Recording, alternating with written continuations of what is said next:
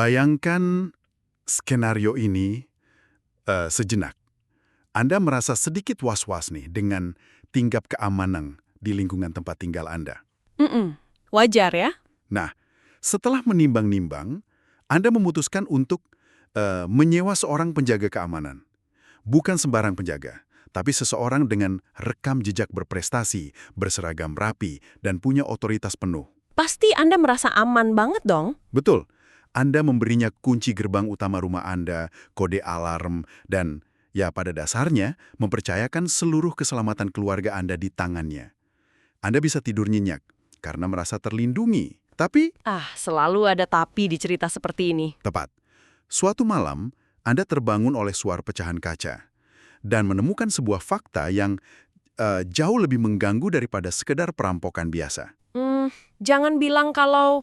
Ternyata, penjaga keamanan yang Anda bayar mahal itulah yang selama ini menggambar denah rumah Anda, mematikan alarmnya, dan ya memimpin langsung sindikat perampok masuk ke ruang tamu Anda. Wow, itu pengkhianatan tingkat tinggi. Itulah ironi pahit yang akan kita bedah hari ini. Selamat datang di sesi eksplorasi materi kita. Kami senang banget Anda meluangkan waktu untuk duduk bersama kami, karena tumpukan dokumen di meja kita hari ini memuat sebuah realitas yang butuh keberanian untuk dicerna. Sangat butuh keberanian. Kita akan membedah sebuah kumpulan laporan dan catatan investigasi yang bertajuk, judulnya adalah Pengkhianatan Lencana, Polisi Indonesia dalam Jaringan Narkotika. Misi dari sesi bedah tuntas kita kali ini adalah untuk mencoba memahami sebuah paradoks yang mematikan. Paradoks di mana yang seharusnya menangkap malah ikut mengedarkan. Kita ingin mencari tahu bagaimana bisa para penegak hukum, individu-individu yang secara konstitusi ditugaskan berada di garis depan untuk memberantas peredaran narkoba, justru berbalik arah, membelot dan bertransformasi menjadi roda penggerak utama di dalam mesin kartel tersebut. Mari kita urai masalah ini. Mengurai dokumen-dokumen ini memang butuh perspektif yang sangat jernih ya. Ketika kita menelaah tumpukan laporan investigasi ini, pola yang muncul itu melampaui sekedar masalah moralitas satu atau dua individu yang kebetulan mengambil jalan pintas. Setuju. Ini bukan cuma soal oknum yang hilaf. Betul sekali. Yang sedang kita saksikan di sini adalah sebuah ujian struktural terhadap kepercayaan Anda dan masyarakat luas tentunya terhadap institusi penegak hukum itu sendiri. Ada sebuah kontrak sosial yang retak atau bahkan pecah di sini. Kontrak sosial yang menyatakan bahwa negara akan melindungi warganya. Iya, ketika aparat yang memegang monopoli kekerasan dan otoritas hukum justru menggunakan instrumen negara untuk memfasilitasi kejahatan, fondasi rasa aman di tengah masyarakat itu bukan sekedar goyah, melainkan ya runtuh dari dalam. Membaca detil dari keruntuhan itu, kita harus mengarahkan pandangan ke puncak hierarki terlebih dahulu nih. Dari seluruh catatan investigasi yang kita kumpulkan, ada satu kasus tingkat tinggi yang paling menyita perhatian publik. Ini pasti kasus yang di Sumatera itu ya? Iya, betul. Kasus ini memberikan pukulan telak banget bagi wibawa institusi. Kita bicara tentang kasus mantan Kapolda Sumatera Barat, Irjen Pol Teddy Minahasa. Seorang jenderal bintang 2? Tepat. Untuk memberi Anda konteks yang proporsional, ini Jenderal Bintang 2. Ini bukan petugas patroli di lapangan. Ini adalah level kepemimpinan strategis yang memiliki kendali atas ribuan personil dan wilayah hukum setingkat provinsi. Dan kekuasaannya itu sangat absolut di wilayahnya. Dan dalam posisi sekuat itu, dia terbukti secara sah melegitimasi peredaran sabu seberat 5 kilogram. 5 kilogram. Yang pada akhirnya berujung pada vonis penjara seumur hidup. Yang menakjubkan di sini adalah, dari mana asal mula 5 kilogram sabu tersebut? Ini bagian yang paling bikin geleng-geleng kepala sih. Betul. Barang haram itu tidak diselundupkan dari perbatasan asing, atau ya dibeli dari pasar gelap antar negara. Sabu tersebut berasal langsung dari ruang penyimpanan barang bukti sitaan kepolisian. Gila, ruang barang bukti loh. Kalau kita pikirkan secara logis, ruang barang bukti itu kan seharusnya menjadi berangkas paling aman, tempat di mana rantai kejahatan diputus dan diakhiri secara permanen. Tempat perhentian terakhir narkoba sebelum dimusnahkan. Harusnya begitu. Namun, dalam kasus ini, ruang tersebut justru diubah fungsionalnya menjadi gudang penyuplai, mengambil barang bukti yang seharusnya dimusnahkan dan mengalirkannya kembali ke jalanan. Itu adalah bentuk penyalahgunaan wewenang yang menabrak batas nalar prosedural. Benar-benar menabrak nalar. Bayangkan logistik yang dibutuhkan untuk mengeksekusi hal tersebut. Membawa keluar 5 kilogram narkotika dari fasilitas dengan pengamanan berlapis jelas membutuhkan lebih dari sekedar keberanian pribadi. Itu butuh manipulasi yang sistemik, nggak bisa dilakukan sendiri. Tepat sekali. Dan disinilah efek dominonya terlihat sangat nyata. Dokumen kita mencatat bagaimana perintah dari sang jenderal itu mengalir ke bawah, menyeret mantan Kapolres Bukit Tinggi, Dodi Prawiranegara. Sang bawahan yang terjebak hierarki. Dalam fakta persidangan, terungkap bahwa Dodi inilah yang menjadi eksekutor lapangannya.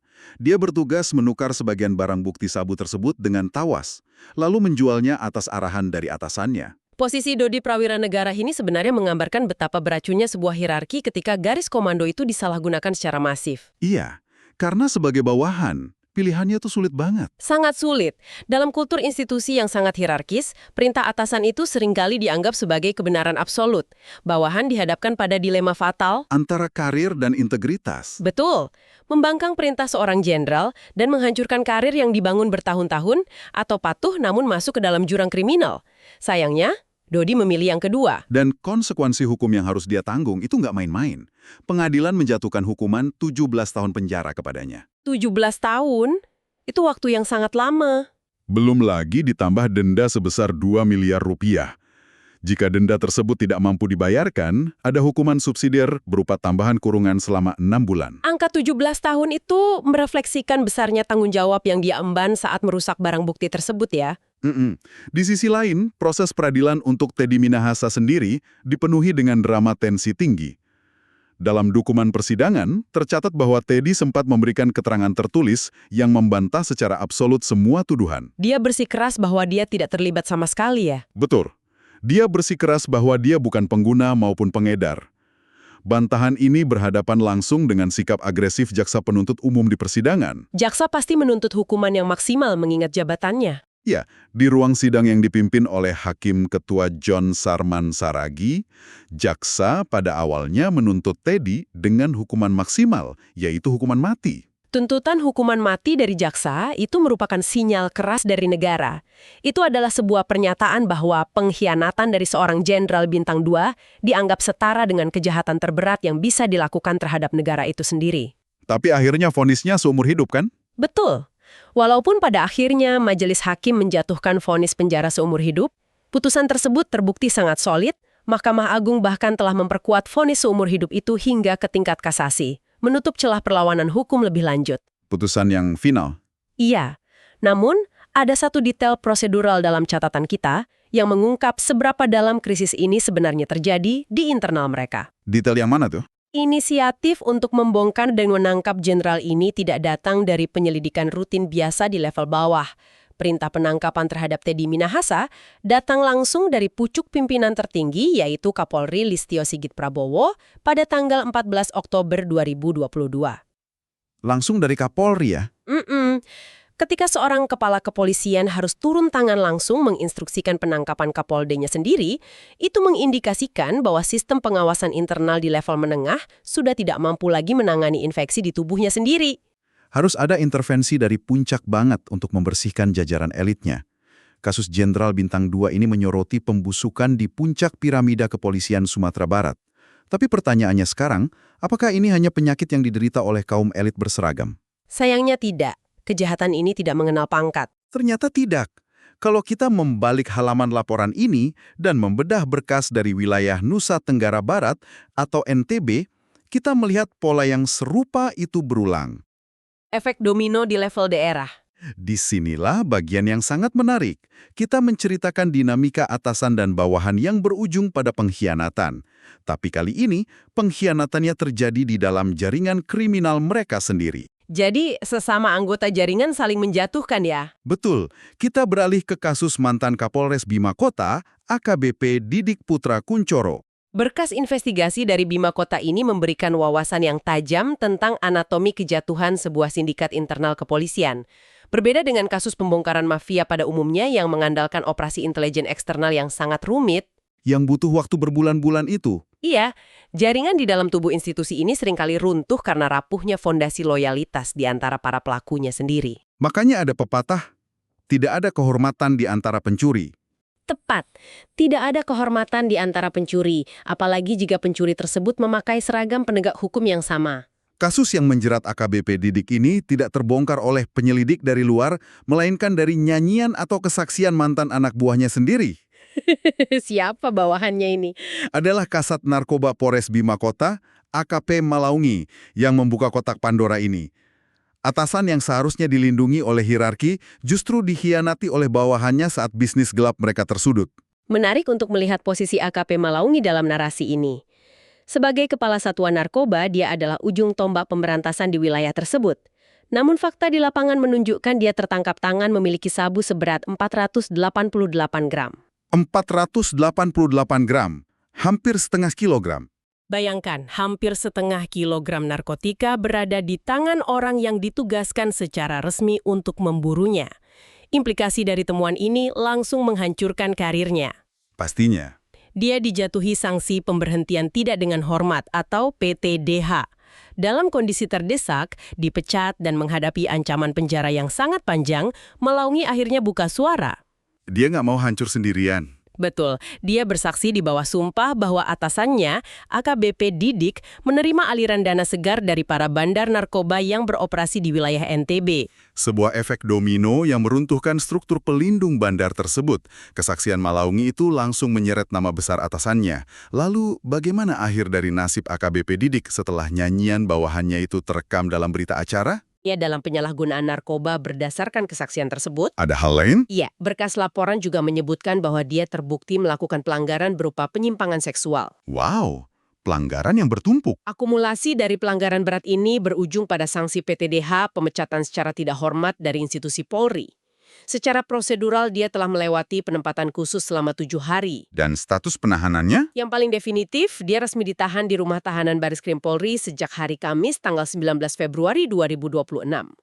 Penahanan ini dilakukan oleh penyidik di Tipidana Narkoba sebagai langkah awal untuk memproses tindak pidananya secara penuh di pengadilan sipil. Fakta-fakta dari Bimo Kota ini memperlihatkan bagaimana wibawa sistem komando dikompromikan dari dua arah sekaligus. Atasan menekan bawahan dan bawahan menyeret atasan saat kapal mereka mulai tenggelam. Dinamika saling menyelamatkan diri sendiri. Sekarang, mari kita geser fokus kita lagi. Kita sudah melihat perwira tinggi di tingkat provinsi dan Kapolres di tingkat kota. Saya ingin mengajak Anda turun lebih jauh ke skala akar rumput. Ke level operasional sehari-hari ya? Betul. Untuk melihat bagaimana denyut nadi praktek korup ini beroperasi di level keseharian polisi di daerah. Kita buka dokumen dari Sulawesi Selatan, tepatnya sebuah kasus yang terbaru melibatkan Kasat Narkoba Polres Toraja Utara, AKP Arifan Effendi, bersama seorang kepala unit atau kanit yang dalam berkas kita hanya diidentifikasi dengan inisial N. Kasus Toraja Utara ini memberikan kita cetak biru tentang bagaimana sebuah perlindungan kriminal diorganisir di tingkat lokal. Nah, angka-angkanya sangat jelas. Angka-angka yang tertera di dalam dokumen persidangan ini bukan sekedar statistik biasa, melainkan cerminan langsung dari ekuilibrium ekonomi bawah tanah yang ditopang oleh aparat korup. Mari kita bedah angkanya. Karena bagian inilah yang secara gamblang memaparkan realitas lapangannya kepada Anda. Kasus ini bermula layaknya operasi kepolisian biasa. Polres Tanah Toraja melakukan pengungkapan peredaran narkoba dan berhasil mengamankan 2 terduga pelaku. Sepertinya operasi yang sukses awalnya. Salah satunya adalah seorang pengedar berinisial ET yang ditangkap dengan barang bukti sabu seberat 100 gram. Sejauh ini, terdengar seperti prestasi kan? Iya, menangkap pengedar dengan 100 gram itu tangkapan lumayan. Namun, saat ET dibawa ke ruang interogasi dan kesaksiannya dimasukkan ke dalam berita acara pemeriksaan atau BAP, sebuah pengakuan yang memukul balik kepolisian pun tercatat. Pengakuan apa yang dia belikan? ET mengaku bahwa bisnis sabunya selama ini bisa berjalan lancar karena dia rutin menyetor uang pelicin sebesar 13 juta rupiah setiap minggunya kepada oknum polisi tersebut. 13 juta rupiah per minggu. Dan praktek setoran mingguan ini sudah berlangsung mulus sejak September 2025. Mari kita luangkan waktu sejenak untuk menganalisis implikasi dari angka 13 juta rupiah per minggu itu. Silahkan. Ini hitung-hitungannya bikin merinding. Jika kita mengkalkulasikannya, seorang pengedar lokal mengalokasikan lebih dari 50 juta rupiah setiap bulannya murni sebagai biaya keamanan tak resmi. Hanya untuk satu wilayah kecil. Pertanyaannya, Seberapa besar omset yang dihasilkan ET di wilayah Toraja Utara jika dia bisa dengan santai membuang 50 juta sebulan hanya untuk menyuap aparat? Omsetnya pasti ratusan juta. Ini mengindikasikan adanya perputaran uang yang sangat masif di pasar lokal. Dan polisi yang menerima setoran tersebut secara sadar, membiarkan, atau bahkan mungkin mengawasi, komunitasnya sendiri dibanjiri narkoba demi menjaga agar aliran dana pelicin itu tidak berhenti. Ini bukan lagi sekedar suap pasif ya. Tepat, ini adalah model bisnis perlindungan ala mafia. Merespons temuan yang memalukan ini, instansi kepolisian langsung bertindak. Dan langkah disipliner memang sedang berjalan ketat di sana. Penindakan dari Propam itu merupakan prosedur standar yang mutlak diperlukan untuk mengisolasi kerusakan agar tidak menyebar. Namun, kita tidak bisa mengabaikan presiden sejarah bahwa fenomena ini bukanlah sebuah anomali sesaat. Kejadian ini terus berulang. Tepat. Dan untuk memberikan Anda landasan historis bahwa pola ini terus berulang, kita harus menarik ingatan kita kembali secara singkat ke sebuah kilas balik di tahun 2021 yang terekam jelas dalam tumpukan riset kita. Kasus yang sangat heboh pada masanya. Sangat heboh. Kasus ini terjadi di Astana Anyar, melibatkan Kapolseknya langsung, Kompol Yuni Purwanti Kusumadewi. Pada saat itu, Divisi Propam Polda Jabar melakukan penggerebekan yang mengejutkan. Dan yang tertangkap bukan cuma Kapolseknya kan? Betul, ada 11 anggota bawahannya yang ikut ditangkap bersama sang Kapolsek karena melakukan penyalahgunaan narkoba bersama-sama. Ini bukan satu oknum yang menyelundupkan barang di loker. Ini adalah satu komando kepolisian sektor yang menggelar konsumsi narkoba secara kolektif. Jika kita hubungkan kilas balik Astana Anyar ini dengan gambaran besar dari kasus-kasus yang sudah kita bahas sebelumnya, kita sedang memetakan sebuah evolusi kejahatan yang sangat sistematis di dalam institusi penegak hukum. Transformasi peran mereka ya. Coba perhatikan, transformasi peran yang dimainkan oleh oknum-oknum aparat ini. Pada tahap awal, seperti yang terlihat pada kasus Kompol Yuni pada tahun 2021, kita melihat oknum aparat bertindak sebagai penyalahguna secara kolektif. Mereka adalah konsumen dari barang haram tersebut. Dari konsumen, lalu berevolusi. Lalu, peran itu berevolusi menjadi lebih pragmatis dan terorganisir. Mereka bertransformasi menjadi pelindung bandar, menerapkan sistem setoran mingguan layaknya sindikat perlindungan. Seperti yang terjadi pada kasus Arifan Effendi di Toraja Utara dengan tarif 13 juta per minggunya sejak akhir 2025 itu ya. Tingginya, di puncak piramida kepangkatan, kejahatan ini bermutasi menjadikan aparat sebagai distributor utama. Teddy Minahasa. Seperti yang dilakukan oleh Irjen Teddy Minahasa di Sumatera Barat, di mana petinggi kepolisian memanipulasi prosedur standar ruang barang bukti untuk menjual sabu sitaan kembali ke jalanan demi keuntungan miliaran rupiah. Benar-benar sebuah struktur kejahatan yang komprehensif. Transformasi dari konsumen menjadi pelindung hingga menjadi distributor utama ini menunjukkan seberapa fleksibelnya lencana kepolisian dapat disalahgunakan untuk melayani berbagai lapisan rantai pasok narkotika. Sebuah pemetaan yang menyoroti bagaimana korupsi ini beradaptasi dan membesar sesuai dengan pangkat dan akses yang dimiliki sang oknum. Kita sudah membedah berbagai fakta berat dan mencengangkan dalam sesi bedah tuntas kita kali ini. Fakta yang sulit diterima, tapi nyata. Mulai dari level Jenderal Bintang 2 yang memanipulasi nasib 5 kg sabu dari ruang barang bukti, lalu efek nyanyian bawahan yang membongkar borok atasan di Bima Kota, sistem setoran mingguan di level akar rumput Toraja Utara, hingga memori kelam konsumsi massal di Astana Anyar. Gambaran yang lengkap dari atas ke bawah. Jadi, apa makna dari semua ini untuk Anda? Rentetan fakta yang baru saja kita urai seharusnya mengubah lensa yang Anda gunakan saat melihat berita penyitaan narkoba di televisi mulai hari ini. Cara pandang kita harus berubah. Saat Anda melihat puluhan kilogram sabu dibeberkan di atas meja konferensi pers, diapit oleh pejabat kepolisian berseragam rapi, apakah Anda masih melihatnya murni sebagai kemenangan akhir negara atas kejahatan? Atau jangan-jangan? Atau kini ada pertanyaan kecil yang bersarang di benak Anda, mempertanyakan apakah barang sitaan tersebut benar-benar akan berujung di insinerator pemusnahan atau justru sedang bersiap memulai siklus peredarannya yang baru di bawah perlindungan lencana. Sebuah skeptisisme yang lahir dari fakta, bukan sekedar asumsi belaka. Sebagai penutup dari analisis kita hari ini, penting untuk menegaskan bahwa di tengah realitas yang mungkin memicu sinisme ini, kemampuan Anda untuk berpikir kritis adalah pertahanan terbaik. Kita harus tetap objektif. Tentu, kita tidak bisa menutup mata bahwa fakta-fakta dalam dokumen investigasi ini mencoreng wajah penegakan hukum. Namun, kita juga harus objektif melihat bahwa ada mekanisme penegakan hukum internal yang sedang berusaha melawan balik. Divpropam dan jajarannya. Fakta bahwa institusi seperti Divpropam dan Bareskrim bergerak tegas untuk memproses, menahan, dan memecat oknum-oknum ini adalah bukti bahwa sistem kekebalan institusi masih berfungsi meskipun dipaksa bekerja sangat keras. Transparansi itu kuncinya. Transparansi dalam menghukum oknum inilah yang harus terus didorong, diawasi, dan dituntut oleh masyarakat luas. Tanpa pengawasan publik yang tajam, institusi manapun akan memiliki tendensi untuk menyembunyikan kebusukannya. Ini memunculkan satu pertanyaan penting yang akan membawa kita pada renungan yang lebih dalam. Silakan, apa pertanyaan penutup dari eksplorasi kita hari ini? Berdasarkan semua yang kita bedah, kita dihadapkan pada satu pertanyaan fundamental. Jika ruang penyimpanan barang bukti polisi dan pos penjagaan di tingkat lokal saja bisa dibeli dan diubah menjadi pusat distribusi narkoba, lalu kepada siapa sebenarnya kita menggantungkan harapan untuk melindungi generasi masa depan di lingkungan kita sendiri? Itu pertanyaan yang sangat berat. Namun, mari kita bawa pemikiran itu selangkah lebih jauh.